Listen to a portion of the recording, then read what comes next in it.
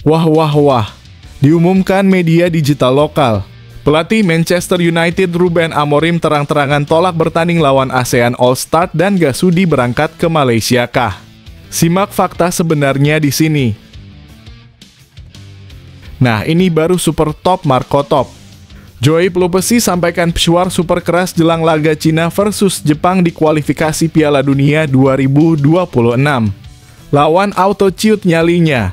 Kira-kira apa ya? Wah wah wah. FIFA putuskan pindahkan laga ASEAN All-Star dari Malaysia ke Indonesia dimainkan di Jakarta International Stadium JIS. Jadi harapanku usai Malaysia lakukan hal bodoh ini. Apa yang sebenarnya terjadi? Diberitakan di kanal YouTube ini, Erick Thohir pamerkan hak siar Timnas Indonesia tembus 800 miliar rupiah. Dan hak siar AFF di laga ASEAN All-Star versus Manchester United tidak laku dan AFF rugi miliaran rupiah kah? Simak fakta mengejutkannya di sini. Ini baru super duper mantap. Istri striker Brasil bocorkan mau dinaturalisasi jadi warga Indonesia dan bakalan jadi tandem oleh Romanya di Timnas Indonesia kah? Berinisial CA. Siapa dia sebenarnya? Tonton video ini sampai selesai. Sebelum video kita mulai, buat kamu yang mau beli jersey Timnas Indonesia, caranya gampang banget. Kamu langsung hubungi nomor WhatsApp yang ada di gambar ini, atau bisa langsung klik link pembelian yang ada di deskripsi video ini ya. Mumpung lagi promo gratis ongkir ke seluruh Indonesia. Buruan sebelum kehabisan. Sebelum dimulai pembahasan, mohon bantuannya untuk subscribe channel ini, agar tidak ketinggalan info Timnas Indonesia. FIFA marah besar dan batalkan Malaysia jadi tuan rumah All-Star. Sekaligus diputuskan laga ASEAN All-Star versus Manchester United untuk dipindah ke Indonesia berlangsung di Jakarta International Stadium. Jadi harapanku usai Malaysia ambil keputusan sangat bodoh begini tepat kemarin siang diumumkan media nasional. Kira-kira kenapa ya? Baru-baru ini, FOM Federasi Sepak Bola Malaysia membuat keputusan mengejutkan dengan mengumumkan bahwa mereka tidak akan mengizinkan duo bek Dominic Tan dan gelandang Sergio Aguero untuk bergabung dalam skuad ASEAN All-Star. Namun tak lama setelah pengumuman tersebut, FOM langsung merespons dengan mengajukan 5 nama alternatif kepada pelatih Kim Sang-sik. 5 pemain yang diajukan FOM antara lain Ahmad Husaimi Pia Selangor FC, Declan Lambert Kuala Lumpur City FC, Adib Abdul Rao Penang FC, dan Azam Azmi Murad Terengganu FC. Sedangkan 1 pemain lainnya masih dirahasiakan. Presiden FOM Datuk Moh Johari Ayub menjelaskan kami telah mengusulkan kepada Federasi Sepak Bola ASEAN dalam kurung AFF 5 nama lain untuk bermain dengan tim ASEAN All-Stars. Mereka adalah Ahmad Husaimi dan beberapa pemain lainnya sebagaimana dikutip dari media Vietnam Soha. Ahmad Husaimi Pia sendiri adalah seorang bek berusia 31 tahun yang telah tampil dalam 12 pertandingan untuk tim nasional Malaysia. Meskipun begitu, ia belum dipanggil dalam 3 tahun terakhir sehingga dianggap sebagai faktor misteri dalam tim ASEAN All-Stars. Di sisi lain, Azam Azmi Murad adalah bek kanan berusia 24 tahun yang telah bermain 13 kali untuk tim nasional Malaysia, tetapi belum dipanggil dalam 2 tahun terakhir. Sedangkan 2 nama lainnya, Declan Lambert dan Adib Abdul Raub, keduanya merupakan bek yang telah tampil 5 kali untuk tim nasional Malaysia. Wah, Malaysia benar-benar keterlaluan.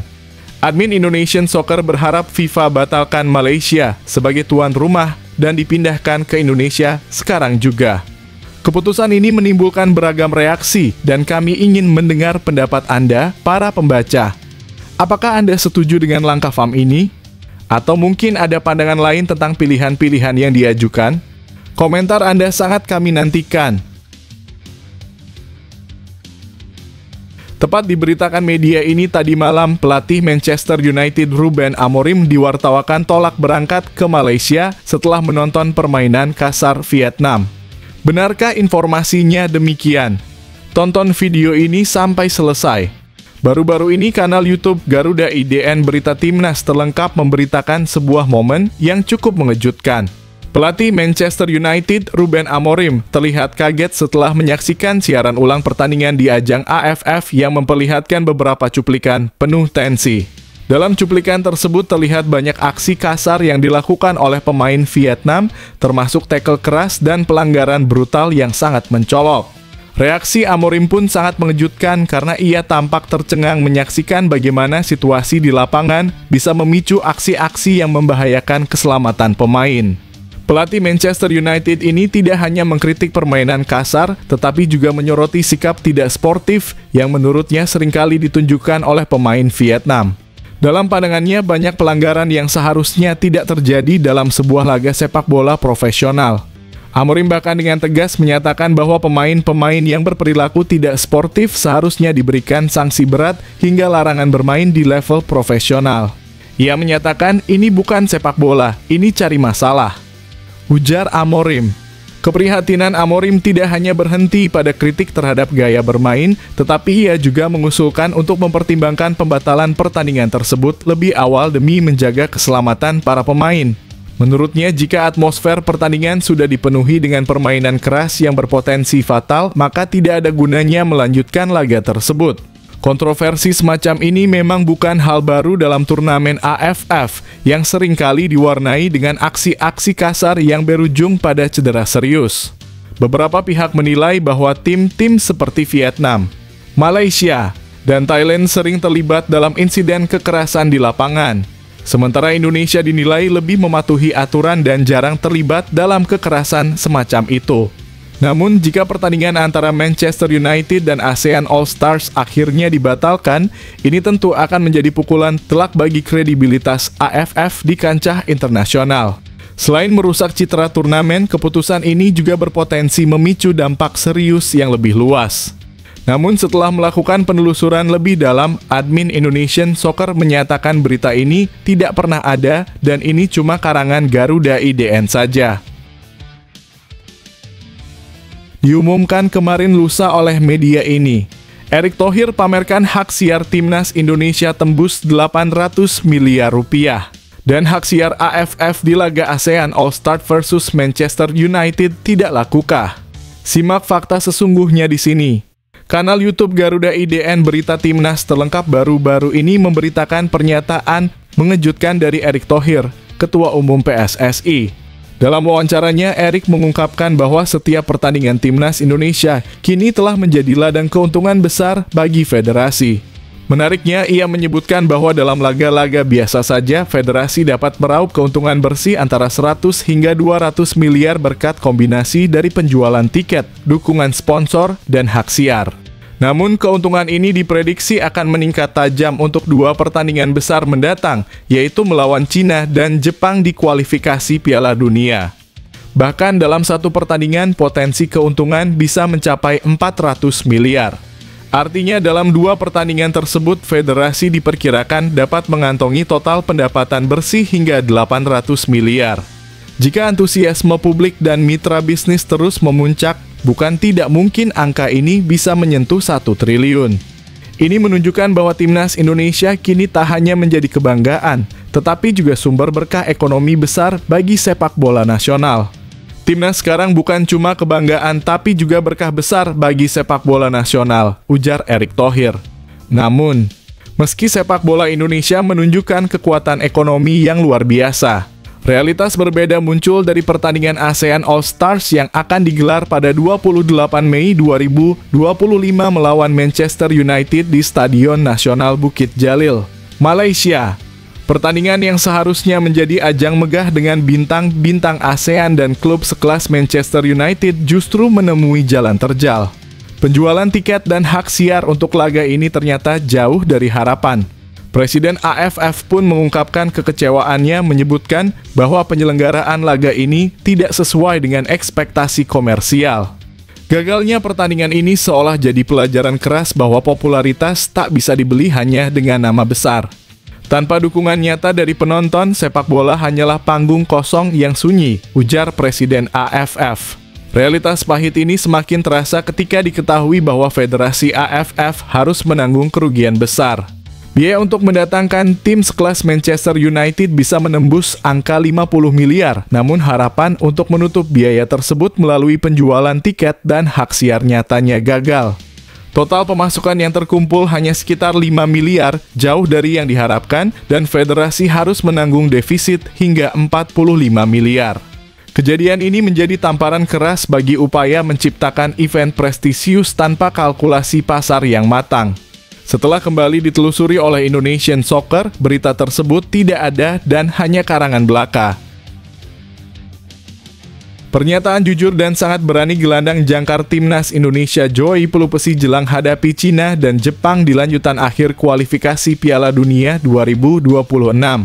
Di luar dugaan bisa bikin fans timnas Indonesia sangat kagum melihatnya. Ini penjelasannya. Dalam wawancara eksklusif dengan media asal Belanda, Detwentse Corantubantia, Joey Pelupesi mengungkapkan rasa terkejut dan bahagianya bisa membela timnas Indonesia di pentas internasional.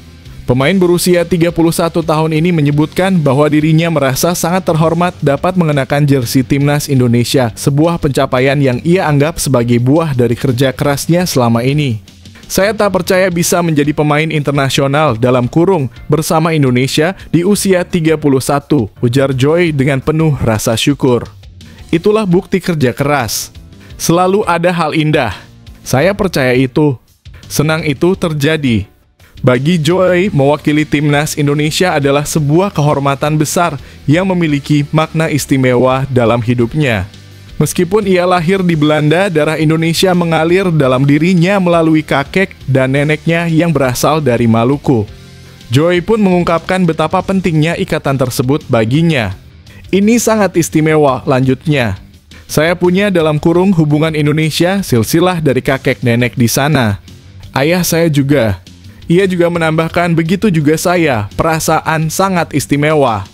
Joey Pelupesi kini memandang kesempatan bermain untuk timnas Indonesia sebagai bagian dari mimpinya, dan dia berambisi untuk memberikan yang terbaik di kualifikasi Piala Dunia 2026. Dua pertandingan sisa di ronde ketiga kualifikasi Piala Dunia 2026, melawan Cina dan Jepang pada 5 dan 10 Juni 2025. Menjadi kesempatan besar baginya dan skuad Garuda untuk meraih kemenangan dan memperpanjang peluang menuju Piala Dunia. Main di kualifikasi Piala Dunia itu sangat luar biasa, ungkap Joey. Pada bulan Juni, kami akan jumpa Cina dan Jepang memenangkan satu laga, maka peluang ke Piala Dunia bakal terbuka. Mimpi itu akan tetap hidup. Kami pasti berusaha dalam kurung memenangkannya. Semangat Joey untuk membawa timnas Indonesia melaju lebih jauh di kualifikasi Piala Dunia menjadi motivasi besar untuk para penggemar sepak bola Indonesia. Kini harapan akan satu kemenangan untuk membuka pintu impian ke Piala Dunia 2026 semakin nyata. Bagaimana menurut kalian pembaca? Apakah kalian optimis dengan peluang timnas Indonesia di kualifikasi Piala Dunia ini? Berikan pendapat kalian di kolom komentar. Yes, ini dia baru mantap. Striker Brasil ini sudah penuhi syarat naturalisasi jadi warga negara Indonesia. Bahkan istrinya bocorkan hal ini. Siap jadi tandem baru oleh Romanya di lini depan timnas Indonesia kah? Berinisial CA. Siapakah sosoknya? Simak video sampai selesai. Istri pemain Persib Bandung Ciro Alves, Maria Eduarda, baru-baru ini mengungkapkan bahwa dia dan keluarganya berniat untuk menetap di Indonesia, bahkan menunjukkan keinginan untuk menjalani proses naturalisasi. Setelah 6 tahun tinggal di Indonesia, Maria Eduarda menyatakan bahwa mereka ingin berinvestasi dan tinggal lebih lama di tanah air. Kita mau mulai bisnis di sini, kita mau beli rumah, kita mau tinggal di Indonesia. Tidak akan balik ke Brasil, kita mau tinggal di sini. Tetapi kita harus naturalisasi bertiga, kata Maria Eduarda dengan tegas. Maria Eduarda juga sangat terbuka mengenai proses naturalisasi dan menyebutkan bahwa Ciro Alves sangat berpotensi untuk membela timnas Indonesia. Ciro main di timnas Indonesia. Kita mau, ayo naturalisasi, gas, ujarnya dengan semangat. Ciro Alves sendiri memiliki kesempatan untuk menjalani proses naturalisasi karena sudah memenuhi persyaratan yang ditetapkan oleh FIFA.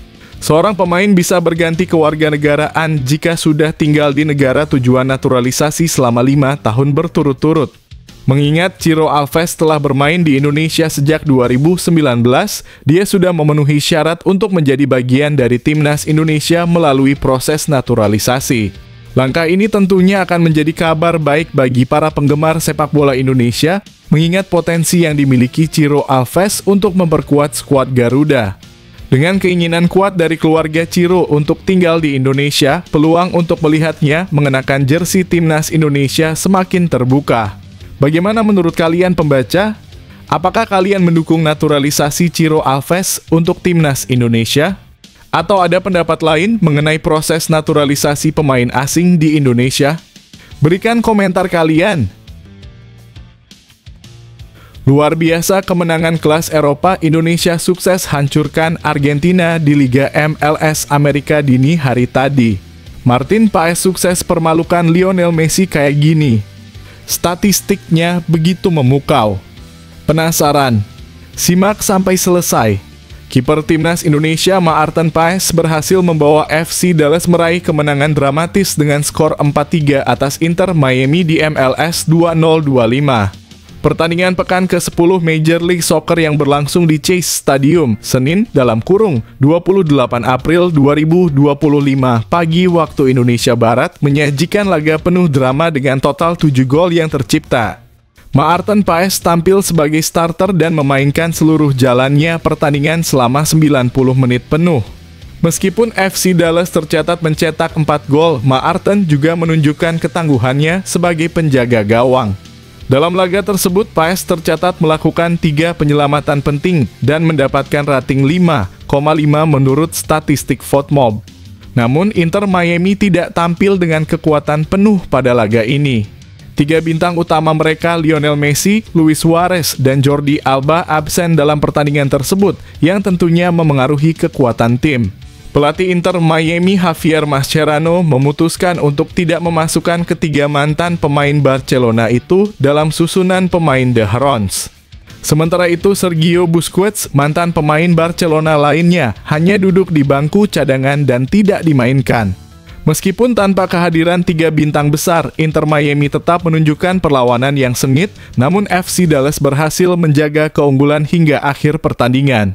Kemenangan ini tentu menjadi pencapaian penting bagi Maarten Paes dan timnya, serta memperlihatkan kontribusi besar kiper timnas Indonesia tersebut di kancah MLS. Bagaimana menurut kalian pembaca? Apa pendapat kalian tentang penampilan Maarten Paes dalam laga ini? Apakah kemenangan FC Dallas ini menunjukkan kekuatan tim meskipun tanpa Messi dan Suarez? Berikan pendapat kalian di kolom komentar. Haha, klub Malaysia Auto nangis kejang melihat ini. Eliano Rangers tampak tolak mentah-mentah tawaran klub Malaysia, bahkan sampai ngomong kayak gini. Harga diri klub Malaysia benar-benar hancur berkeping-keping. Ini kronologi kejadiannya. Winger timnas Indonesia Eliano Rangers tidak bisa menahan tawa saat mendengar pertanyaan mengenai rumor ketertarikan klub Malaysia Selangor FC terhadap dirinya. Isu ini mulai mencuat setelah jurnalis Malaysia Afines Waran Taharu Melengam mengungkapkan di akun X pribadinya bahwa Selangor FC tengah memantau Eliano Rangers. Haha, saya juga mendengarnya dalam kurung soal klub Malaysia tertarik dengannya, ujar Eliano Rangers, sebagaimana dikutip dari media Belanda Sport News. Meski begitu, Eliano mengungkapkan bahwa dirinya lebih tertarik untuk bertahan di klub asalnya, PEC Zwolle, yang berlaga di Eredivisie. Sejujurnya, saya lebih ingin bertahan di Zwolle di Eredivisie atau setidaknya di Eropa, karena saya masih muda lanjutnya. Namun untuk keputusan yang lebih jauh terkait masa depannya, Eliano dengan canda mengatakan bahwa lebih baik bertanya kepada ayahnya. Tapi untuk urusan itu lebih baik tanya ke ayah saya, tambahnya. Saat ini Eliano Rangers memilih untuk tetap fokus bersama PEC Zwolle. Klubnya saat ini berada di posisi ke-15 klasemen Eredivisie dengan 31 poin, dan meskipun mereka tidak berada dalam ancaman degradasi yang besar, Eliano menyadari bahwa situasi masih bisa berubah. Oleh karena itu, Eliano lebih memilih untuk berkonsentrasi pada usaha membantu timnya tetap bertahan di kompetisi papan atas Belanda. Saya sendiri hanya fokus pada satu hal, yakni memastikan Zwolle tetap bertahan di Eredivisie, ujarnya menutup pembicaraan. Bagaimana menurut kalian pembaca? Apakah kalian mendukung keputusan Eliano untuk fokus di PEC Zwolle dan bertahan di Eropa? Atau kalian lebih berharap dia menerima tawaran dari klub-klub Asia? Berikan pendapat kalian di kolom komentar. Luar biasa jelas banggakan Indonesia. Klub Como FC milik orang Indonesia dipastikan resmi bertahan di Liga Italia Serie A. Langsung putuskan datangkan Jay Itzes dan Rizky Ridho musim depan, dan Ridho jadi orang lokal asli Indonesia pertama yang bermain di kasta tertinggi Italia, jadi harapanku usai posisi Como di klasemen sudah ditentukan. Begini berita detailnya. Klub Liga Italia, Como yang dimiliki oleh pengusaha Indonesia akhirnya dipastikan selamat dari ancaman degradasi di Serie A setelah sukses meraih target mereka di musim 2024 hingga 2025. Setelah promosi ke Serie A musim lalu, Como sempat berada di zona degradasi pada awal musim, namun mereka berhasil bangkit dan memastikan kelangsungan mereka di kasta tertinggi Liga Italia. Kepastian itu didapat pada Minggu dalam kurung 27 April 2025 ketika Como berhasil mengalahkan Genoa dengan skor 1-0 di Stadio Giuseppe Sinigaglia, Como, Italia. Gol tunggal yang diciptakan oleh Gabriel Strefezza pada menit ke-59 mengangkat Como ke peringkat ke-11 klasemen, sementara Serie A dengan 42 poin. Unggul 17 poin dari Venezia yang berada di zona degradasi. Dengan sisa 4 pertandingan di Serie A, Venezia yang dibela oleh Jay Itzes sudah dipastikan tidak mampu mengejar Como. Sehingga tim asuhan Cesc Fabregas berhasil memastikan diri tetap bertahan di Serie A. Sejak promosi ke Serie A, Como memang sering dikaitkan dengan para pemain timnas Indonesia. Nama-nama seperti Tom Hai dan Marcelino Ferdinand sempat menjadi incaran mereka, dan kini Jay Itzes, Rizky Ridho, bek andalan timnas Indonesia, juga kerap dikaitkan dengan klub ini. Apakah ini saatnya Rizky Ridho akan bergabung dengan Como? Mengingat Como sudah berhasil selamat dari degradasi dan memiliki rencana besar untuk memperkuat tim mereka, kemungkinan untuk melihat Rizky Ridho bermain di Serie A bisa menjadi kenyataan. Bagaimana menurut kalian pembaca? Apakah Rizky Ridho akan memberikan dampak positif bagi Como di Serie A? Atau mungkin kalian berharap dia memilih klub lain? Berikan komentar kalian di bawah. Dasar sombong, dia belum tahu kehebatan Gerald van den Burg. Media Vietnam terang-terangan sangat sombong jelang AFF U23, bahkan remehkan timnas Indonesia sampai kayak begini. Fans Garuda Auto marah besar dan geram. Temukan jawabannya di sini. Publik Vietnam tampaknya sangat optimis bahwa tim nasional mereka bisa melaju ke partai puncak turnamen Piala AFF U23 2025. Bahkan mereka percaya bahwa ada kemungkinan Vietnam akan bertemu dengan Indonesia di final, yang tentu akan menambah tensi laga semakin memanas. Meski begitu, Vietnam dengan tegas melarang Indonesia untuk terlalu berharap bisa menjuarai turnamen ini sebelum mengetahui siapa yang akan menjadi pelatih kepala mereka. Jika Vietnam dan Indonesia bermain baik dan lolos ke final, tim asuhan Kim Sang-sik bisa berhadapan dengan Indonesia di SUGBK, demikian yang tertulis di dantri.com. Namun Vietnam juga mengingatkan bahwa permasalahan utama Indonesia saat ini adalah belum adanya pengumuman mengenai pelatih kepala. Ini bukan karena kekurangan kandidat, tetapi lebih kepada keputusan dari PSSI yang belum menentukan siapa yang akan memimpin timnas Indonesia. Pelatih timnas Indonesia Patrick Kluivert dikabarkan tidak ingin memimpin timnas U23 Indonesia. Sementara itu, Gerald van den Burg belum dipercaya oleh PSSI, tambah mereka. Situasi ini tentu menjadi perhatian besar mengingat pelatih kepala yang tepat bisa sangat memengaruhi performa tim, terlebih di turnamen seprestisius Piala AFF U23. Dengan Indonesia yang akan menjadi tuan rumah turnamen ini, banyak yang penasaran dengan kejutan apa yang akan mereka tampilkan di depan publik sendiri. Media Vietnam ini bodoh, jelas-jelas PSSI sudah menunjuk Gerald van den Burg jadi pelatih timnas U23. Kesombongannya sudah mendarah daging ini. Bagaimana menurut kalian pembaca? Apakah Indonesia bisa mengatasi masalah pelatih dan meraih sukses di turnamen ini? Atau justru kegagalan kembali menjadi kenyataan? Berikan pendapat kalian di kolom komentar. Pernyataan konyol pemain timnas Cina terang-terangan berani sebut naturalisasi timnas Indonesia kayak begini. Wah, kacau. Benar-benar ngajak perang nih Cina. Apa yang sebenarnya terjadi? Lihat video ini sampai tuntas. Pemain bertahan timnas Cina, Xie Weneng, beberapa waktu lalu sempat melontarkan pernyataan kontroversial mengenai kualitas pemain naturalisasi Indonesia. Menurutnya, pemain-pemain tersebut hanya berada di level kelas 2 di kancah sepak bola Asia. Xie berpendapat bahwa kemampuan pemain naturalisasi Indonesia tidak lebih unggul dibandingkan dengan pemain lokal Cina. Pemain-pemain naturalisasi timnas Indonesia hanyalah pemain kelas 2 di Asia, bukan? Kemampuan kami tidak kalah dengan mereka, ucap Xie, seperti yang dikutip dari media Tiongkok Dongqiudi. Pernyataan ini senada dengan komentar dari penyerang timnas Cina, Wei Xihao, yang juga meragukan kualitas pemain Indonesia, khususnya yang bermain di liga luar negeri. Wei menilai pemahaman taktik pemain Indonesia masih berada di bawah pemain-pemain Cina yang lebih solid secara strategi. Namun meskipun jalan menuju Piala Dunia 2026 tak akan mudah, semangat juang para pemain Indonesia tetap patut diapresiasi.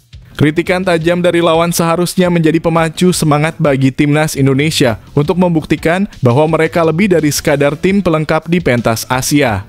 Pada leg kedua melawan Cina yang akan digelar pada 5 Juni nanti, timnas Indonesia harus menunjukkan kualitas mereka di lapangan.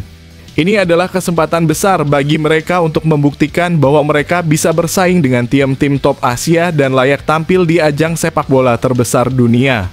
Bagaimana menurut kalian pembaca? Apakah timnas Indonesia bisa membuktikan kemampuan mereka dan melawan kritikan tersebut? Kita tunggu aksi mereka di laga selanjutnya. Berikan pendapat kalian di kolom komentar.